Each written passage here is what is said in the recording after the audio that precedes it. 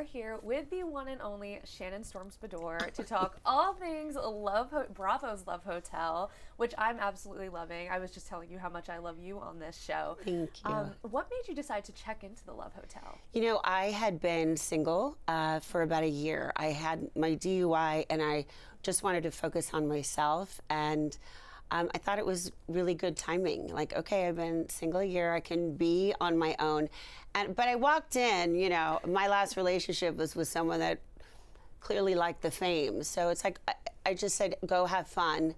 And if you end up meeting somebody, then that's a bonus. So do you think that that was kind of a good thing that none of the guys knew who any of you guys were then? Oh, it was amazing because, you know, that's always something that you wonder. And in fact, at one point, and that you don't see it on the show, but at one point I had Earl come to my room and I showed him scenes from clips from, you know, Real Housewives of Orange County. And he, you know, he was like, you've got to be kidding me. You know, he had no idea. The sisterhood that the four of you on Bravo's Love Hotel have formed has been one of my favorite things to watch. Who would you say you've grown the closest to? Well, I think that because Giselle and Ashley, you know, have been filming together for so many years and they have a close friendship, I probably was closest to Luann. But I'm close to all of them, to be honest with you. And really, I appreciate their support of me, and they're just all immensely kind. Yeah. Well, one scene that, you know, particularly struck me was between you and Ashley, and it was when you were marking the 1 year of your DUI. Today, at 11:59, is the 1 year mark of my DUI. And I shared that with Earl, and I just thought that 11:59, he would go, look where you are now. Right. And Celebrate you. he f***ed it up. 1 year ago, I took a selfie of myself that I didn't even remember taking. And here I am, a better and stronger person as a result of everything that's happened. Yeah. What did that moment mean to you with her? You know, I didn't realize until I watched the show that she intended to get to know Jason better and spend time with him. And knowing that now, you know, that she said, look, I'm going to be with Shannon right now, really means a lot to me.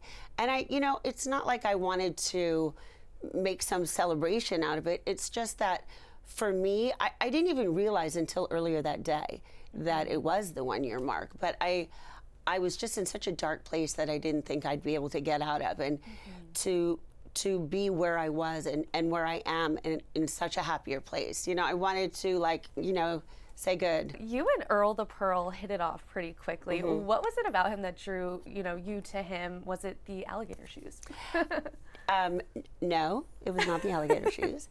I told him, I think on our first date, he has very kind eyes, just drawn to his eyes. And I really appreciated his vulnerability and his openness about talking about his life. And I really had such a,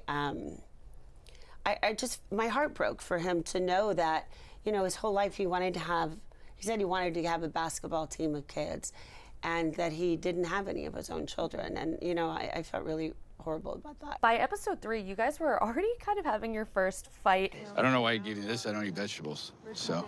What do you mean you don't eat vegetables? Who doesn't eat vegetables? A lot of people. Why do you always look surprised like you want to slap me? He goes, you've been criticizing me. And maybe not that forceful, but he was angry. Ashley, I have been spending so much time with him because I want to develop bigger feelings for him because I know he's such a kind person. So.